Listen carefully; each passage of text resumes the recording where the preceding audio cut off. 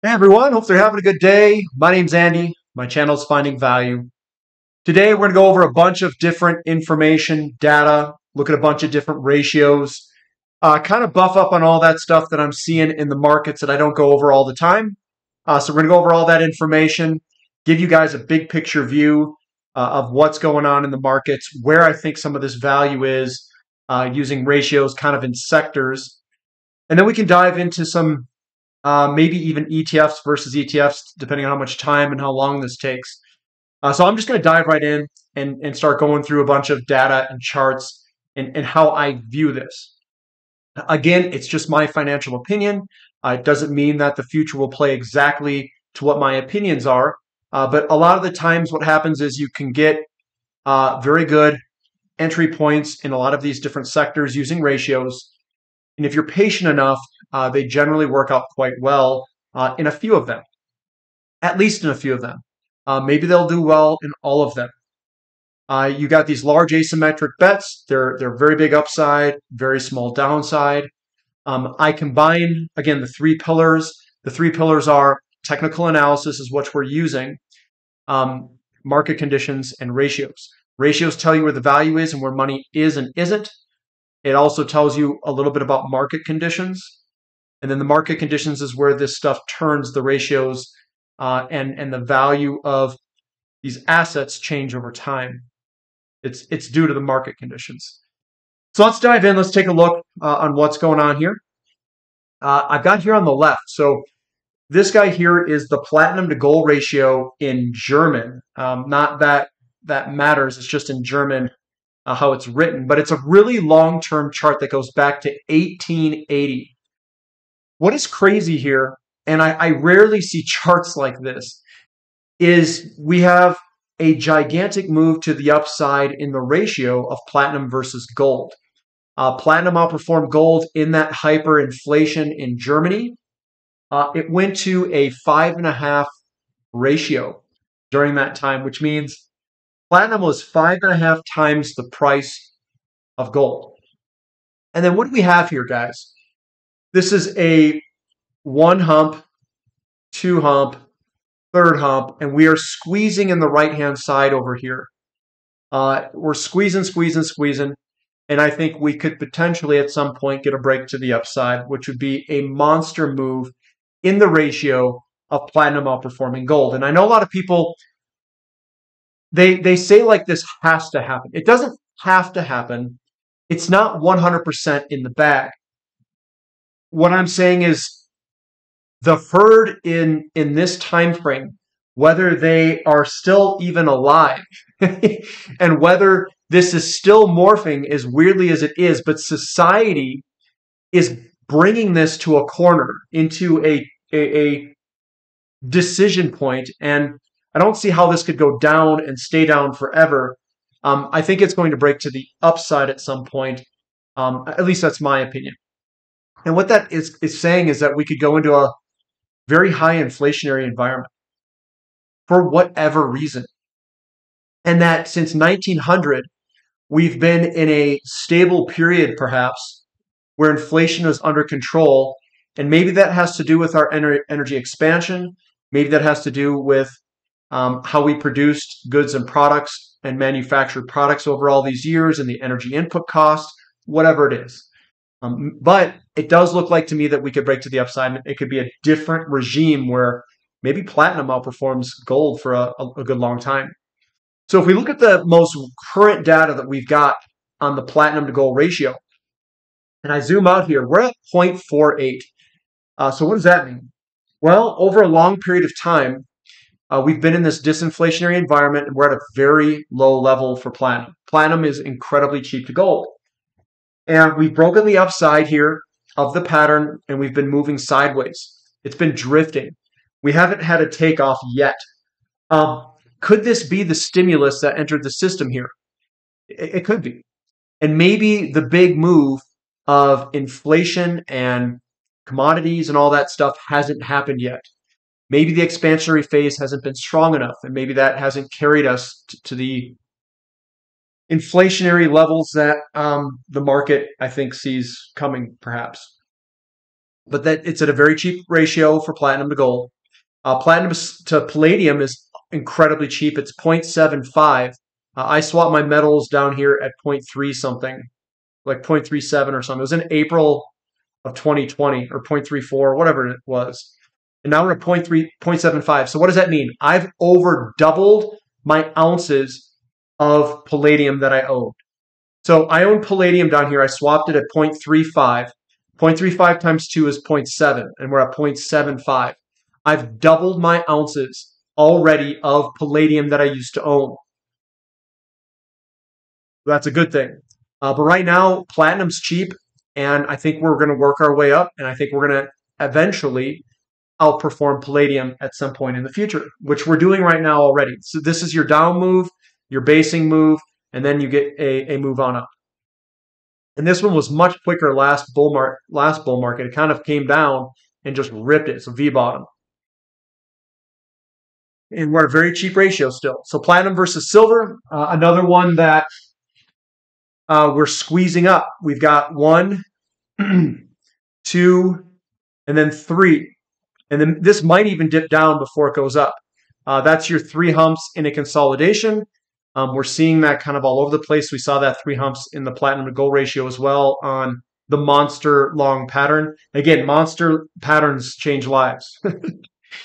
But this is a retest, and I think we are going to break higher when that inflationary environment comes. Right now, everyone kind of knows this. We're in that disinflationary environment, and inflation has been going down. And we'll look at some data that shows that. And this also shows that data. We've got gold to silver ratio. I know there's a lot of people on the internet talking about this ratio. So if we back out, what they're looking at from this time frame is a shoulder. They have a head, and then they have another shoulder that is developed. So we've got that gold to silver ratio, and it's at an incredibly cheap level of about 80.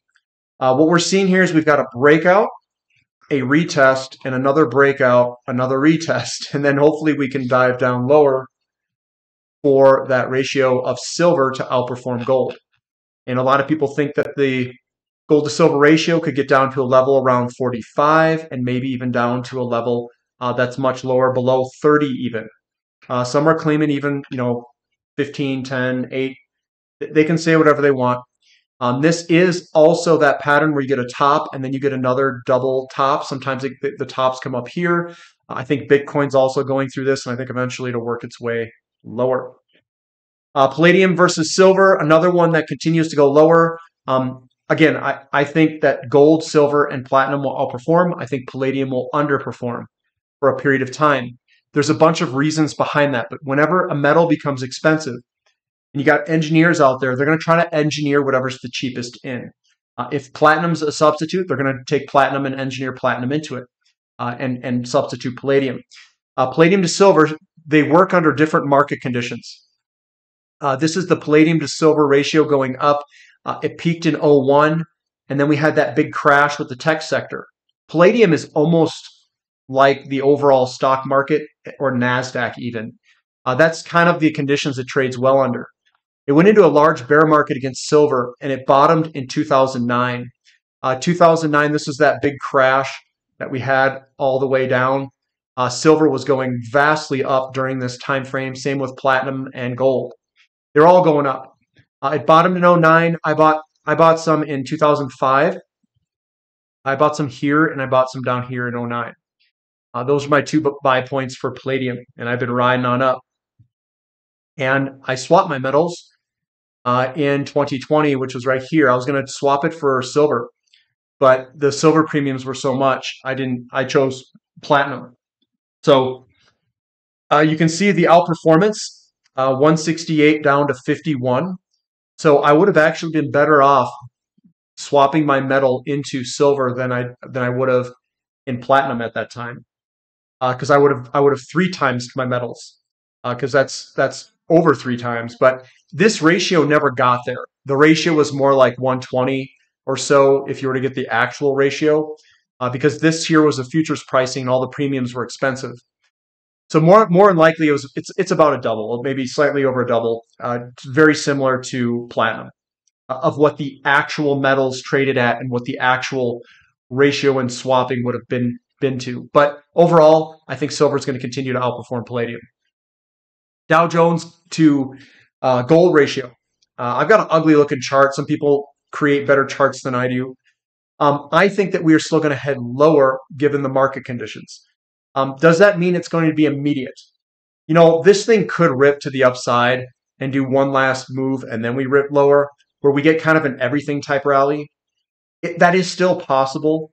But overall, I think even if we get that one rally, I think everything's going to run and turn lower whenever that inflation kicks back up. And the Dow Jones could go up in the beginning of that inflationary time frame. Think of it like, the beginning of kind of like this move here almost. It could get like we could get a slowdown and then it goes back up and then we get hit again, much like this period here. So if you were to think of it, we came down like this, we came down like this, and then this guy here is this guy here. And I don't know if that's necessarily done yet to the upside. And then I think we're going to get another large contraction to the upside.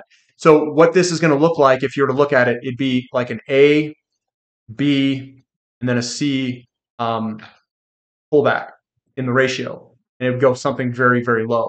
So A, B, C, or it'd be A, B, C correction. That's my guess.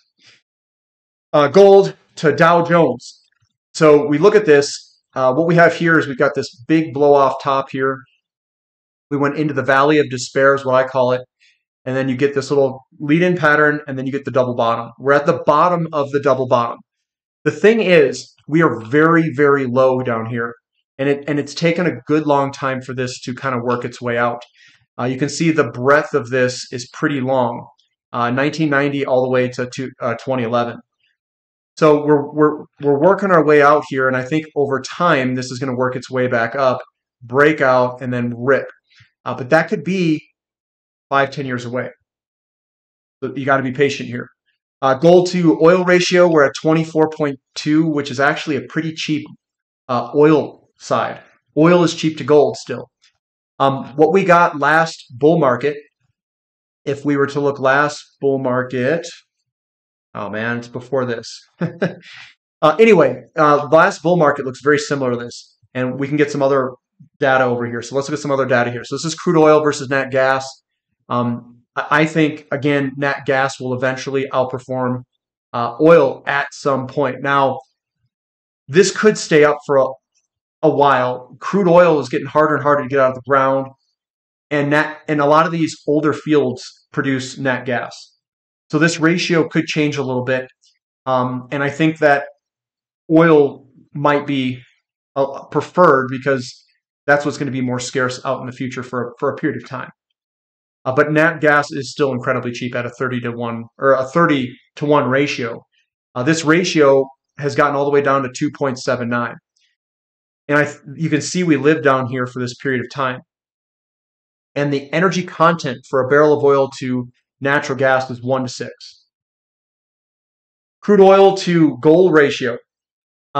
This is a really nice looking chart here. So if you look at this, this is an outperformance of crude oil. This is an underperformance of crude oil. And then what do you think we just did? We broke the downtrend line here, and we've broken out into an outperformance of oil. We've come on back to do a retest, and now we could potentially be ripping higher where oil could outperform gold. Now, do I expect this to just rip it forever? Well, it could do it for a very long time. I am very much a crude oil bull.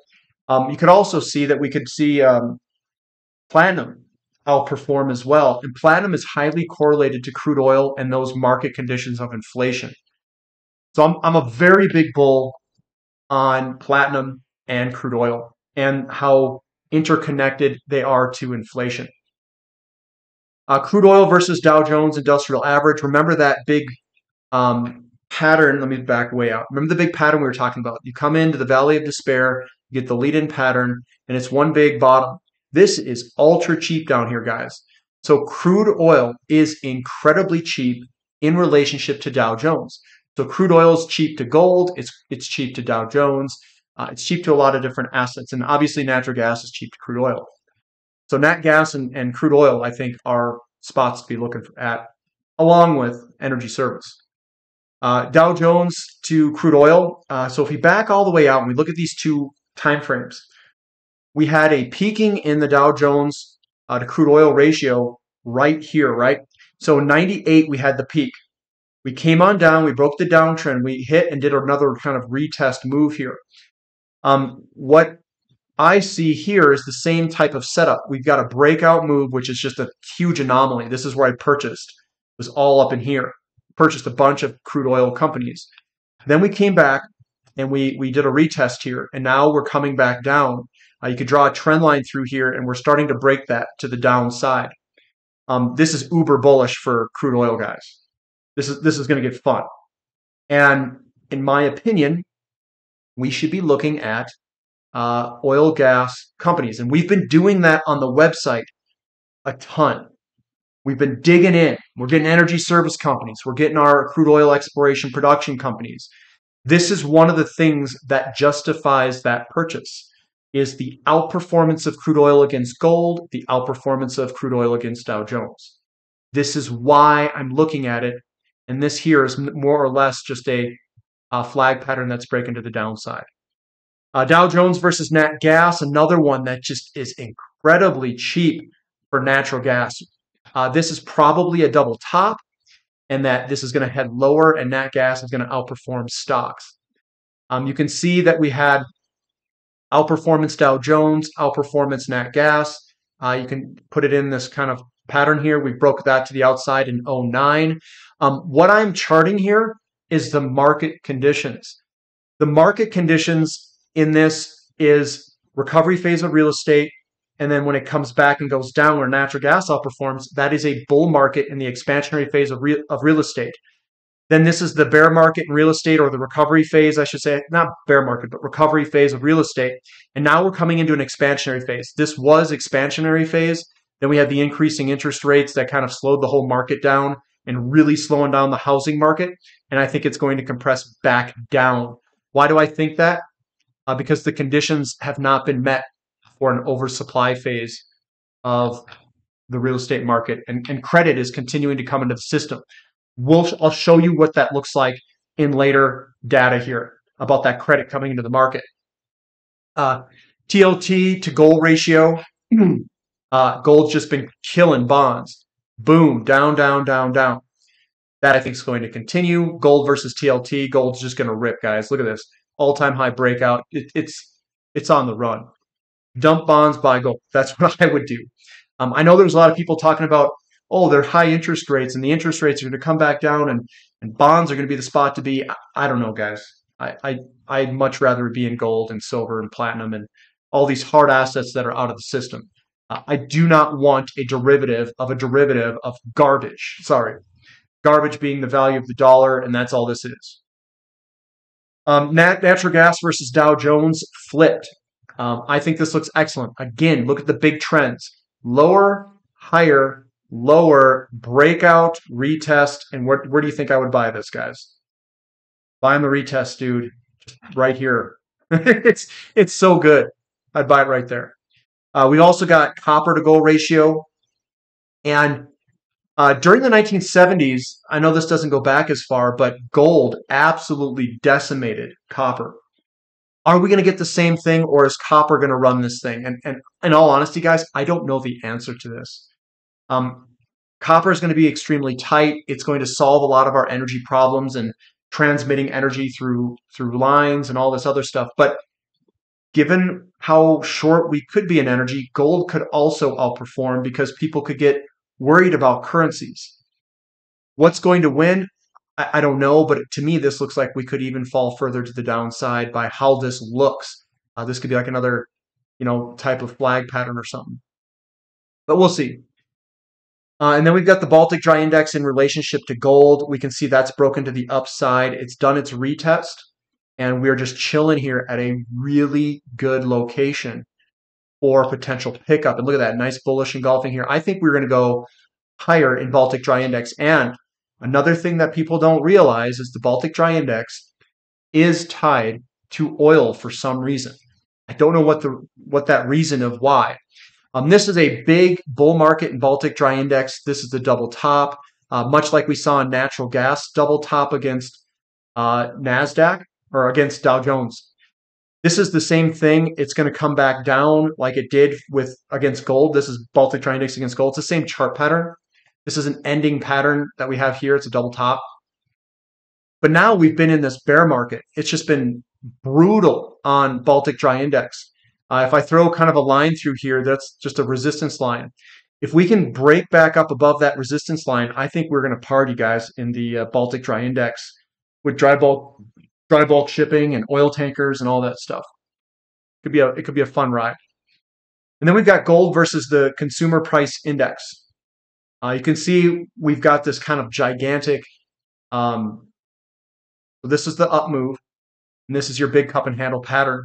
We hit it, and then we got, that was November of 2020. We came back down, and I think we are going to break through this at some point and just rip it. Scrolling on down, let me go back to some other data that I wanted to, go over here. This is the Palladium price. No, that's not what I wanted to go over. So this one here is this is global price index of all commodities. You can see this is your period that you had a consolidation. This consolidation is the recovery phase of real estate. This is the stimulus expansionary phase. They yanked rates way up. That came back down.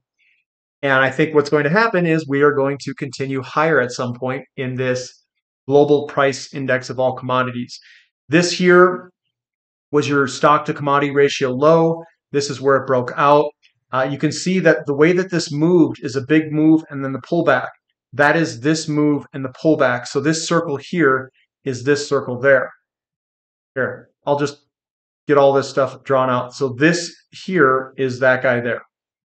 This fractal is absolutely massive. So if I were to look and grab bars pattern, so this is the beginning to the end move, what I think is occurring is that, and this is going to get crazy, guys, so that this fractal, and this is where people talk about that fractal is that, where we break out kind of this level here. We break out, we do kind of a retest. This is a little bit over retest here. And this is this blue line's the old fractal of this guy here. And that we could go somewhere just ridiculous in commodities. That is what I think is possible. That might happen. And we might go to some ridiculous level on this index. That is my take on it. Doesn't mean I'm right, doesn't mean I'm wrong. But that's kind of what I think, how big this could potentially be. This consumer price index continues to go higher. I know people are talking about slowing down of the index, which is happening, but we don't have deflation. It's not going lower. The rate of growth is slowing down. This is the deflation from the real estate loans collapse that we saw back in 2008. That is the deflation type component to see that in the CPI, but we don't really have that going on, at least at this time. The M2 or M1 money supply has rolled over, but again, M2 is really what matters and how much money is going through the system. They could be yanking money out of the system from quantitative tightening, and it won't impact the inflation that you're seeing in some of the goods and services where money's rotating through the system. And I'll show you why I think that. This is the United States housing starts. Again, we're moving sideways here, but we're above average. I actually drew this line too high. The guy who follows this said that the average is actually more around 1.1 million. Anything above 1.1 million, you're actually working against the deficit. And he expects this to be elevated all the way to 2030. That was his expectations. And I think I would tend to agree with them, but I don't know if we're going to go that long. I don't know how high the housing starts are going to go. I don't know what the interest rates look like. I don't know what the affordability looks like. No one knows all that stuff. But it's going to be at an elevated level, probably above 1.1 million, which is the average. That is an expansionary phase by definition, and that expansionary phase is generally an inflationary period driving commodities higher. This is our total construction spending. If you notice here, we rolled over in total construction spending. And what have we seen recently? Well, starting in April of 2023 in May, we've come back, and maybe we're coming back up in that spending. A lot of the economy is driven by residential real estate and a lot of spending in this area and jobs. They're all interconnected. So generally the housing starts dip and everything kind of falls down before a recession. This here is indicating that the total construction spending has increased since the bottom of 09, 2010. This here is your basically your recovery phase. You might say this is the mid-cycle wobble that some people talk about. It may or may not be. I'm not exactly sure because we've got the COVID crisis in the middle of that, which is right here. So is this the mid-cycle wobble? Is this the huge phase that we've got, which is called the winter's curse phase? I don't think so. The homes haven't been built. The supply isn't there. And if that was the case, what you generally see is you'll see a turn in spending. And what we saw here was in 06 that turn occurred. This turn occurred, but we're starting to go back up. I think that there's a lot more to go. We do not have the supply in the system. The housing starts have not built those homes and put them into existing inventory. That's my reasoning behind all that. We can also look at U.S. construction for all employees. So this is all employees in construction. If you look at the last market, it peaked in 2006 and rolled over. And that is generally a really bad sign that a potential collapse could come, especially if it's going down this fast. We also saw this very high housing supply or inventory at that time. Very high. 10, 12 months occurred over here. This was still rocketing higher during that time frame. We're not seeing that in all employees construction. It's still going up. So I think that it's strong. The latest data here is June 23. It's still strong. We don't have the inventory.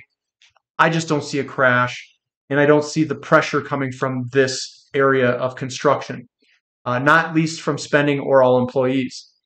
This is total construction in the United States in terms of spending. You can see we had a big move lower in spending, and that occurred in 06. Came back down. We had one last peak to 07, and we've been heading lower. We haven't really had any peak. We keep making new all-time highs here. We had a little bit of a peak here, but it just kept going. We don't have the inventory. This is going to continue to increase, in my opinion, until inventory goes up and homes get built and replenish the inventory stock. So we'll continue to monitor this, but it continues to go higher and everything looks good. This is your inflation rate. So we are coming back to what I would consider to be a strong kind of support area where inflation generally resides. Or is this going to be a retest where we head on higher? I think it's a retest and we're going to head on higher given where we are in the expansionary phase of real estate. Producer price index, CPI, you can tell this is another cool little pattern. It's a lead-in pattern and then the double bottom. We came on up, we hit a lot of resistance here, and we came back with that resistance. This is a really interesting chart because what this is telling us is that since 1947, we've basically been in a decline where the producer price index has, I would say, underperformed the consumer price index. So we've gotten more efficient at extracting and manipulating commodities with energy over time. Things have generally gone down in price. This is telling me that we have a double bottom here and that we could be shifting into a new environment where the producer price index leads the consumer price index. And the size of the move could be dramatically larger than anything that anyone has seen in history. The 1970s is this big move to the upside here. This was 1972 up to 74, and then we came back up and did it up to 1981. This is your big disinflationary period all the way back down to the 2098 region. What I think is coming ahead of us and how you overlay some of these charts that I just talked about. Remember that commodity index chart I was looking at? And I said, if you overlay the fractal, it just goes way up. I think this is going to drive it. And if this breaks to the upside, we could see a vast outperformance of producer price index. This could be driven by inflation in the system too, or deficits, whatever's driving it. It could also be from the real estate market and the deficits that we're running. Active listings continue to remain incredibly low. I think it's actually at 400 and something thousand is what I saw recently. This is June 23 for housing inventory. We're at a very low level. More average is like, up in here. That's kind of average, and we're still at a very low level with very little headway against the deficits that are out there in the housing market. This is the M2 money supply versus GDP. So what basically was occurring from the 50s all the way till the breakout of '08, we were creating GDP at a faster rate or an equal rate to the M2 money supply. It was a low inflationary environment. In 2009, when they did all that QE and some people say the system broke, and I guess they were right, they printed a bunch of money. And they printed more money than what the GDP was basically returning in terms of goods and services. That is inflation, but the inflation didn't go into the consumer price index and stuff like that. It went into assets, financial assets, and we can identify where they went. They went into stocks and bonds. The reason that I can say that is because the ratios against commodities is at 100-year lows. So they printed a bunch of money, they bought a bunch of bonds, they bought a bunch of stocks, and now that's all going to unwind, I think. All going to unwind and rotate differently at some point. And that money rotation, all the money in the system here is just going to be inflation when it all unwinds. This is M2 money velocity, and a lot of people talk about money velocity. Money velocity it's basically how much money is in the system that creates a number of transactions. So it's your goods that go through the system and the transaction value amount. So it's the velocity of that money. So when you take money out of the system, your velocity could kick up as long as that same money is traveling through the system, but they're yanking financial assets out of the system. I think that's what's going on. I think they're yanking financial assets out of the system while the majority of the money that isn't already in circulation is still circulating. Hence, you get a velocity increase of money.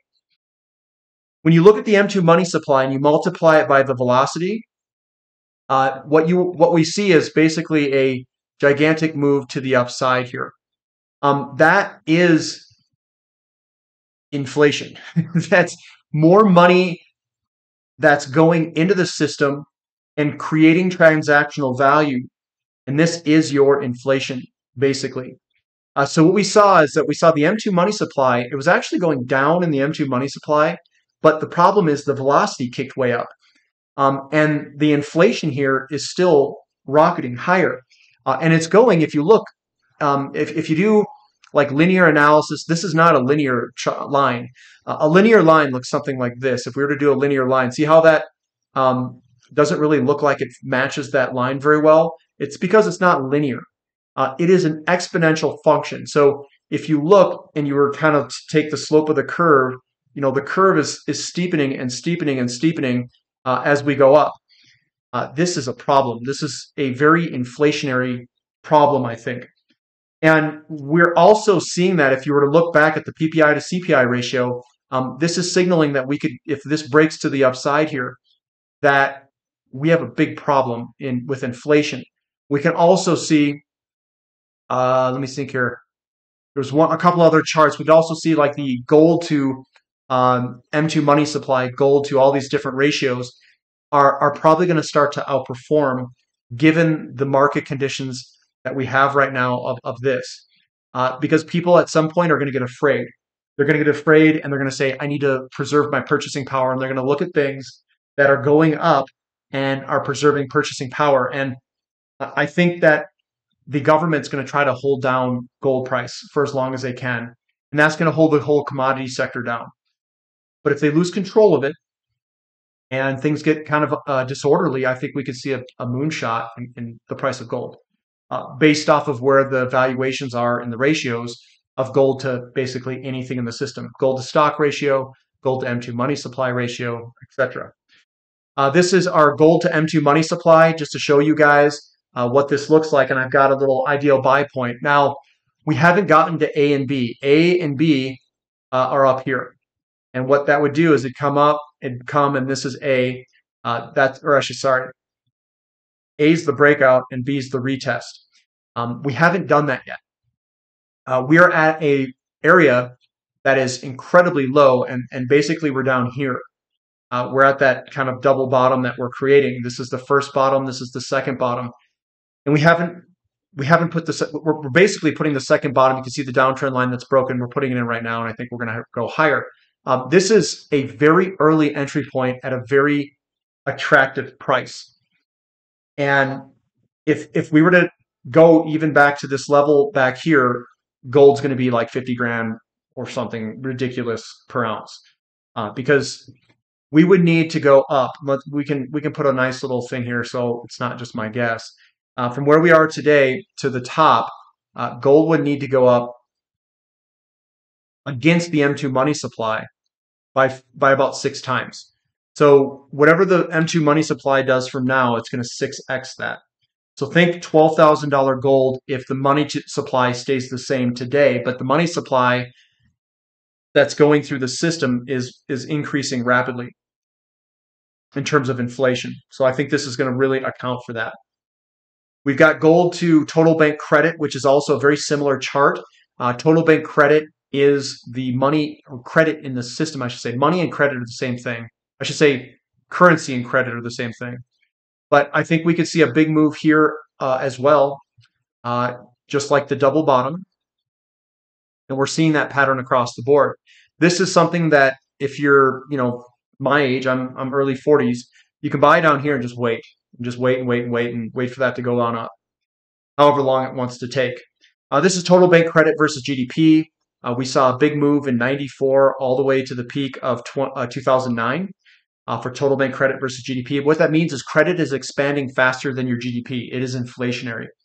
We had a big move to the upside here. We've come back down, and I think we're doing a retest move where we will eventually work our way up. That credit or total bank credit, a lot of that comes from residential real estate and the loans against residential real estate. We also have the U.S. Case-Shiller Price Home Index. And as weird as this looks, guys, this is the ideal buy point for investors. This is your double bottom. So you get like a lead in, you get your double bottom, you break out. So what I would say this is point A is here and point B is here. As weird as this sounds, when you look at the Case-Shiller Price Index versus total bank credit, the money in the system, so to speak, the credit in the system, the home prices have not accounted for the credit in the system. As weird as that seems. If they continue to make loans and the credit continues to expand, we could see something where maybe we get up here again for whatever reason. What does that mean? It means that the Case-Shiller Price Index from where we are today would need to outperform total bank credit by 58.4%. So we could see an outperformance. We could go up 58.4% in our Case-Shiller Home Price Index against bank credit and get to the peak of 2005 where that peaked. It peaked in 2005, I think, because that's where the credit was expanding and that's where the housing starts started to roll over. So I think we still have a long way to go, and this is more or less a lot of the housing starts coming from a really low bottom point and working its way up against total bank credit. That's where I'm going to end it. This is getting pretty long, guys. A lot of data there. What do you guys think? A lot of data? Give me a thumb up for the content. Subscribe to the channel. Subscribe to the website, finding-value.com. We do have a discount. It's called discount for the coupon code. And it works for both the yearly membership and the monthly membership. It's in the comment section or description link below. I look at a lot of this data. It's all a bunch of data, tons of it. And I can also go through other ratios of ETF versus ETF. This is getting, it's almost 40 minutes long. But again, this is all the data that I'm looking at and what I'm kind of going through. And we haven't done this in a while. So hopefully you guys, enjoy this and get something from it. But that's all I've got. We do have a platinum question and answer session at 5 p.m. today if you're interested. sign up and you can ask me questions. I know somebody asked a question. I'll answer it during the question and answer session. You message me and I'll answer your question there. All right, guys. Catch you later. This is Finding Value.